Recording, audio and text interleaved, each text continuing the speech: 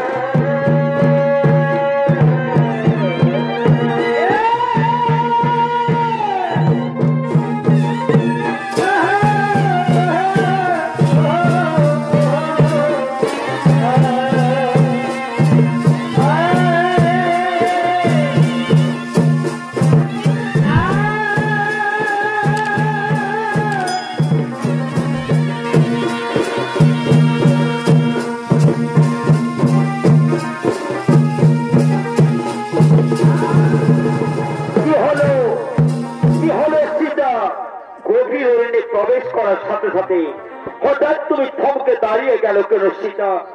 স্বর্ণের স্বামী, আজ 10 দিন হলে উপবাসী আমি স্বামী, তাই তো আমি খিদার যাওয়ায় আর আমি হাঁটতে পারছি না স্বামী, তাই তো আমি দাঁড়িয়ে গেলাম স্বামী।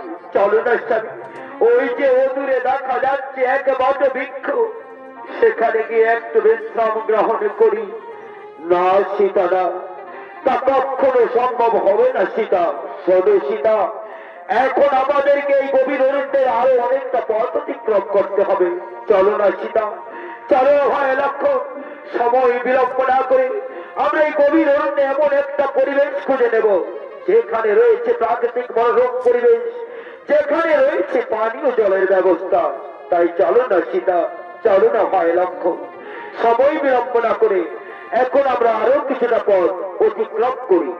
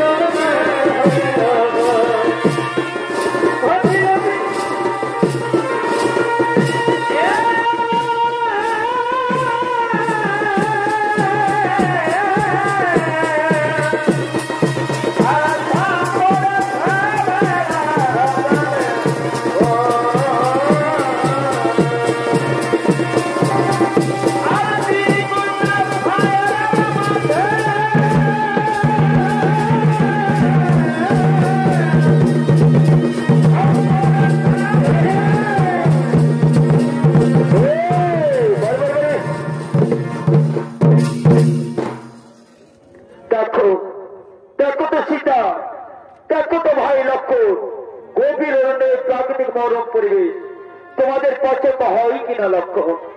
শোনো দাদা, এই পরিবেশ আমার খুবই পছন্দ হয়েছে দাদা। তাই চলো না দাদা, এই পরিবেশে আমার পণ্য কুটির তৈরি করে 14টা বছর দিন যাপন করবো। সোনার স্বামী, এই পরিবেশ আমার মনে হয় আর কোথাও খুঁজে পাবো না স্বামী। তাই চলো না স্বামী, এই পরিবেশে আমরা 14টা বছরের জন্য পণ্য কুটির তৈরি করি। ঠিক আছে সীতা, চলো সীতা, ওই যে দূরে দেখা যাচ্ছে এক বট বৃক্ষ, সেখানে গিয়ে আমরা একটু বিশ্রাম গ্রহণ করি। চলো।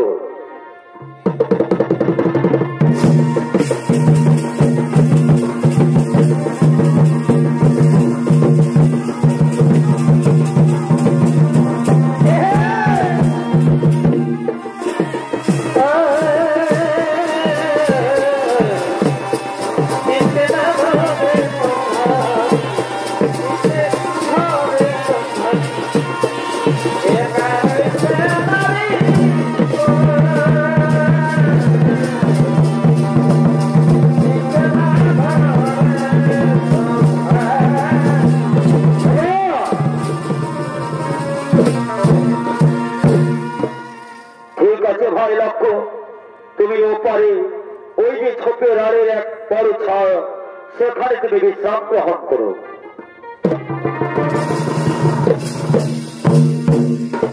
রাম লক্ষ্মণ সীতা গভীর অরণ্যের মধ্যে পৌঁছে গেছে। তারা গভীর অরণ্যে পণ্য কুটির তৈরি করে দিন যাপন করে চলেছে। আর এই গভীর অরণ্যে বাস করত শূর্পণখা রাম লক্ষ্মণের রূপে মুগ্ধ হয়ে রাম লক্ষ্মণকে বিবাহ করার বাসনা নিয়ে শূর্পণখা ছুটে আসছে সুন্দরী নারী মূর্তি রূপ ধারণ করে।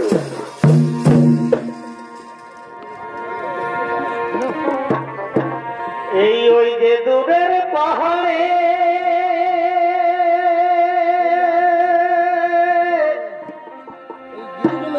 আমার সাথী কাহা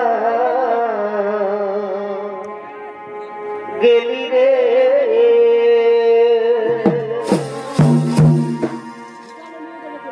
তোর লাগি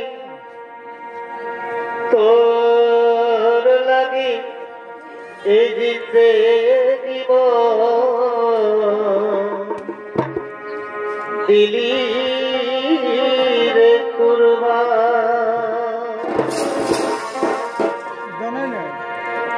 এই পাহাড় তলে থাকি আমরা যুবক গানে নাচি, শহরের বাবুরাকে বেড়াই ভালোবাসি। বাবু আমার আসে দাঁড়িয়ে লুটে নিল জান, তোর লাগি জিন্দে দিব দিলি রে কুরবান। এই তোর লাগি জিন্দে জীবন দিলি রে কুরবান।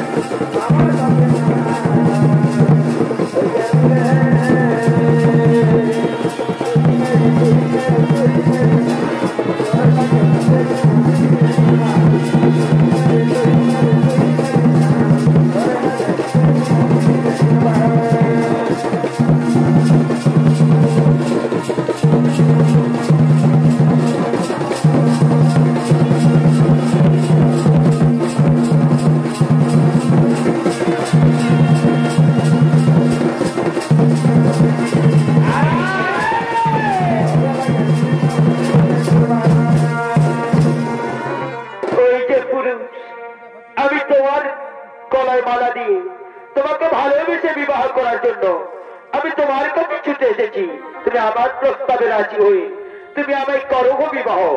না নারী না, তা কখনো কোনদিন সম্ভব হয় না নারী। তুমি জানো না নারী, কুটিরে আমার বিবাহিত স্ত্রী রয়েছে, তাই যে তোমার বিবাহ করার বাসনা থাকে তাহলে তুমি ছুটে যাও ওই পাশে মোর ভাই রয়েছে।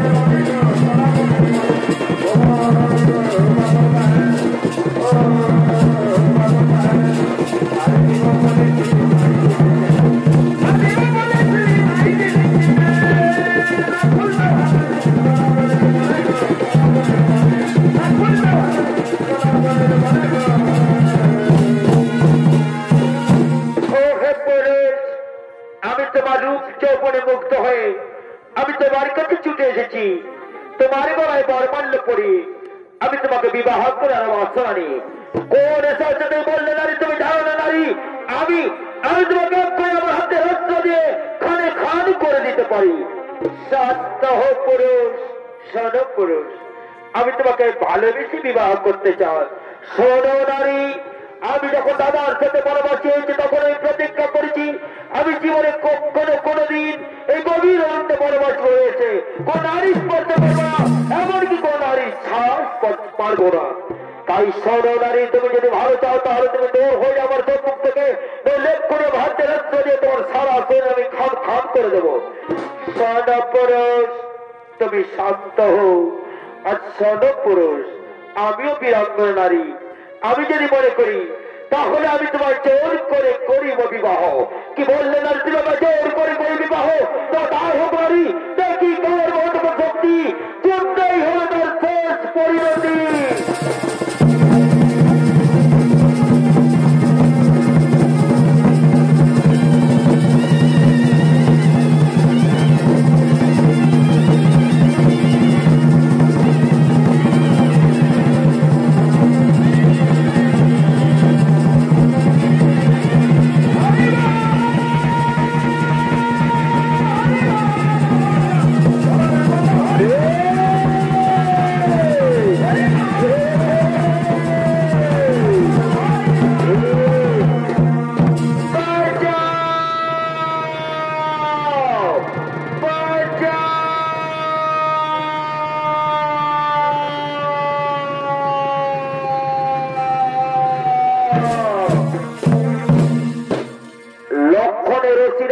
শূর্পণখার নাচ্ছাদন হয়েছে, তাই শূর্পণখা কাঁপতে কাঁপতে ছুটে গেছে দাদা খরদূষণের কাছে। খরদূষণ বীর মূর্তি ধারণ করে ছুটে আসছে লক্ষণের সাথে যুদ্ধ করার জন্য।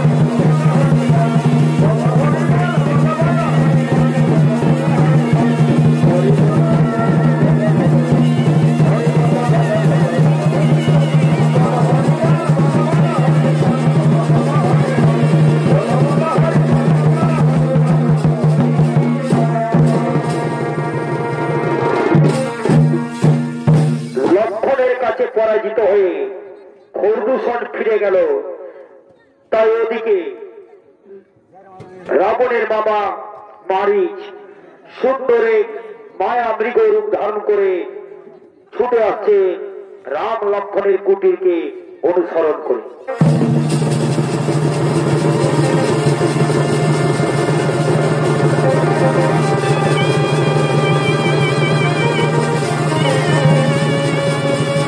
চমৎকার ভাই, বাহ কি সুন্দর, কি সুন্দর এক মায়া মৃগ হরিণ আমাদের পর্ণকুটির চারিপাশে ঘুরে বেড়াচ্ছে। চাই এই সুন্দর হরিণকে কোনোমতেই ছাড়া যাবে না। এই সুন্দর হরিণকে আর যে কোনো ভাবে আমার কুটিরে ধরে আনতেই হবে। চাই চাই দেখি এই সুন্দর হরিণকে আমি কিভাবে ধরে আনি।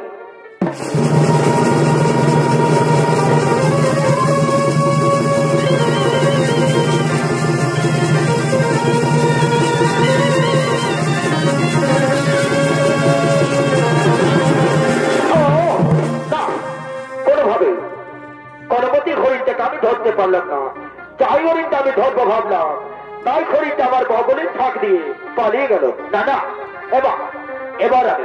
এবার আমি দূর থেকে ছুটে গিয়ে সোজা হরিণের গায়ের উপর লাগু করবো, দেখি হরিণটা পালায় কিভাবে।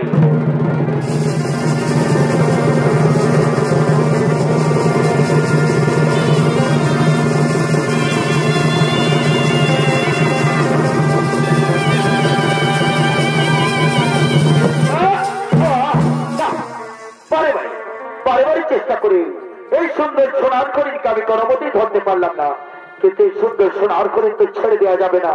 তাই যাই আমি আমার স্বামীর কাছে বলি, স্বামী ওই দেখো না স্বামী, ওই দেখো ও দূরে ঝোপের আড়ে দেখা যাচ্ছে এক সুন্দর সোনার হরিণ।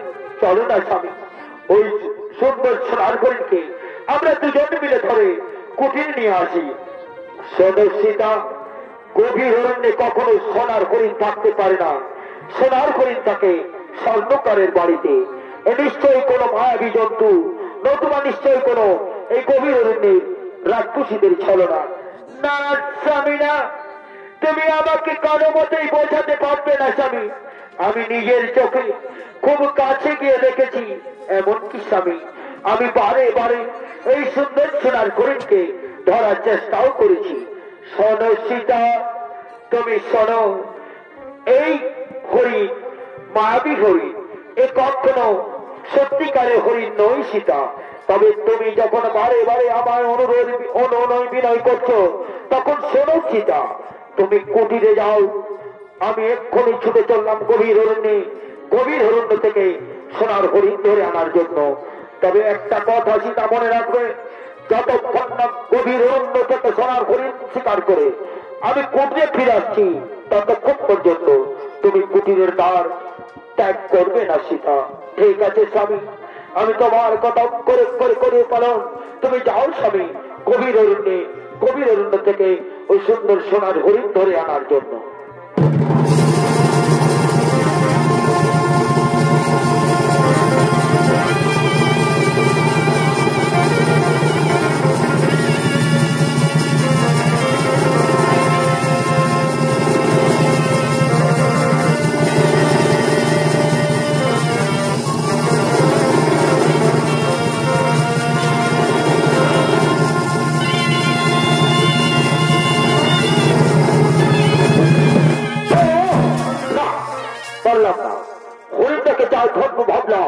তাই হরিণটা পালিয়ে গেল। এখন কি হবে উপায়? আমি তো সীতাকে কথা দিয়েছি। না না, এবার আমি ছুটে গিয়ে সোজা হরিণের গায়ের উপরে ঝাঁপিয়ে পড়বো, দেখি হরিণটা পালায় কিভাবে।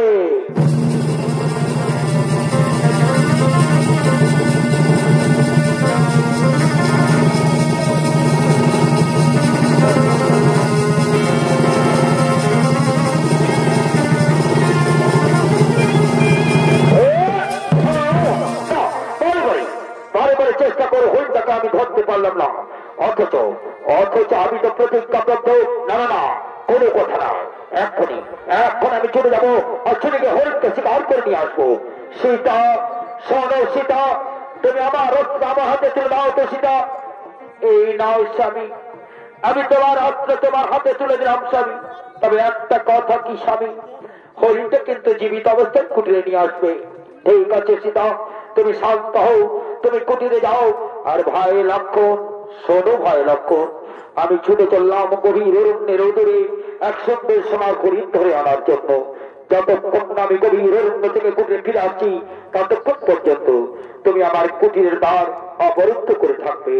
ঠিক আছে দাদা, তুমি নিশ্চিন্তে ছুটে যাও, আমি তোমার কুটিরের দ্বার অবরুদ্ধ করে থাকবো। ঠিক আছে। এরপরে আমার হাতে রক্ত দিয়ে এমন এক মান বাবুকে বাড়ির গায়ে এটা সারা শরীর গভীর হয়ে যাবে। জয়।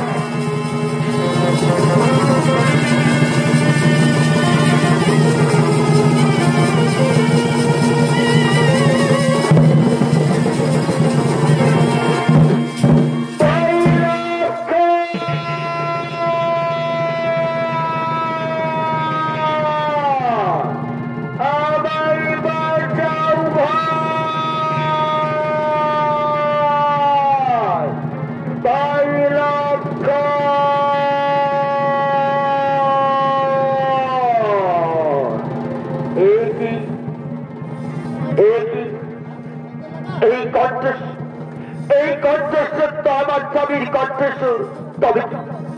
তবে কি আমার স্বামী গভীর অরণ্যে গিয়ে কোন বিপদের সম্মুখীন? না না না, আমার স্বামী তো বীর যোদ্ধা, আমার স্বামীর কোনো বিপদ হতে পারে না।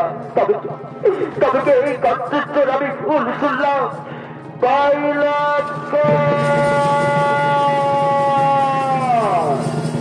আমায় বাঁচাও ভাই লক্ষণ।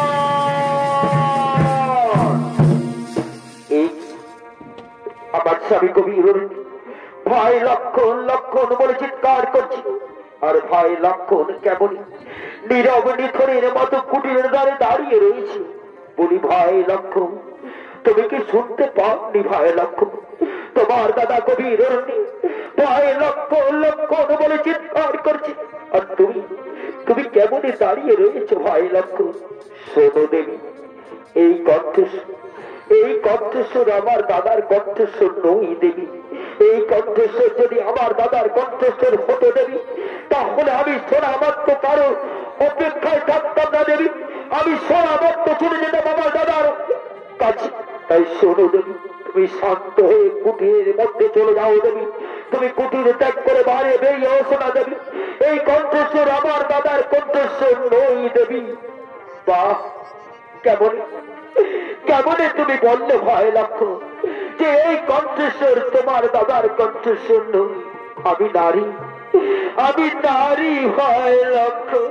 পৃথিবীর প্রতিটা নারী জানে, এখানে উপস্থিত প্রতিটা মায়েরা জানে তাদের স্বামীর কণ্ঠস্বর কেমন। আর আমি একজন নারী হয়ে আমি জানবো না আমার স্বামীর কণ্ঠস্বর কেমন? ঠিক আছে ভয় লক্ষণ, তুমি যদি নাই বাজাবে গভীর অরণ্যে তোমার দাদার উদ্ধার কার্যে তুমি আমাকে বীরাঙ্গনা রূপে রাঙিয়ে দাও। তোমার হাতে রক্ত তুমি আমার হাতে তুলে দাও। আমি এক্ষুনি ছুটে চললাম সেই গভীর অরণ্য থেকে আমার স্বামীর উদ্ধার কার্যে। দাঁড়াও দেবী, তুমি ভুলে গেলে দেবী, কিছুক্ষণ আগে তুমি তোমার স্বামী দেবতাকে কথা দিয়েছ, যতক্ষণ না তোমার স্বামী দেবতা গভীর অরণ্য থেকে কুটিরে ফিরে আসছে ততক্ষণ পর্যন্ত তুমি কুটিরের বাইরে যাবে না। তাহলে তুমি কেমনে ছুটে চলেছ দেবী গভীর অরণ্যে? এই তো মহাভুল করতে চলেছিলাম ভয় লক্ষণ। এই নাও ভয় লক্ষণ, আমি তোমার অস্ত্র তোমার হাতে তুলে দিলাম। আর আমি তোমার চেয়ে বড় হয়ে আমি তোমাকে করজোড়ে মিনতি করছি ভয় লক্ষণ, যাও না ভয় লক্ষণ। তুমি গভীর অরণ্য থেকে তোমার দাদাকে আমার কাছে এনে দাও। না দেবী না, তুমি ভুল করছো দেবী। তুমি জানো না দেবী, এই কণ্ঠস্বর আমার দাদার কণ্ঠস্বর নয় দেবী। ভাই লক্ষণ, তুমি আমার কাছে ভয়া কান্না কাঁদছো ভয় লক্ষণ। আমি এতক্ষণে পরিষ্কার বুঝতে পারছি ভয় লক্ষণ, তুমি কেন আমার কাছে ছেলে না, কেন আমার কাছে অভিনয় করছো? তুমি এই সুন্দর শরীরটার দিকে তাকিয়ে তোমার দাদার অবর্তমানে আমার সুন্দর শরীরটাকে ভোগ করে লালসায় দাঁড়িয়ে দাঁড়িয়ে রয়েছে ভাই লক্ষণ। তুমি কান খুলে শোনাও ভাই লক্ষণ, তোমার যে আশা আকাঙ্ক্ষা পূর্ণ হওয়ার আগে আমি আমার জীবন বিসর্জন করলাম।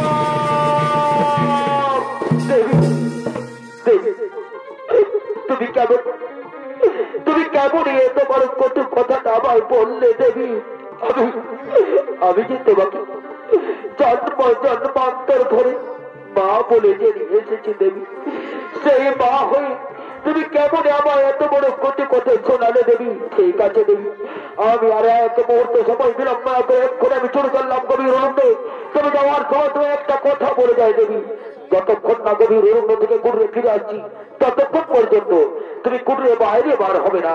তাই তো তোমার কুড়ে চারিপাশে আমি একটা গন্ডি রেখা দিয়ে গেলাম, একটা গন্ডি রেখা দিয়ে গেলাম। জয় শ্রীরামচন্দ্রের জয়, জয় শ্রীরামচন্দ্রের জয়, জয় শ্রীরামচন্দ্রের জয়। দাদা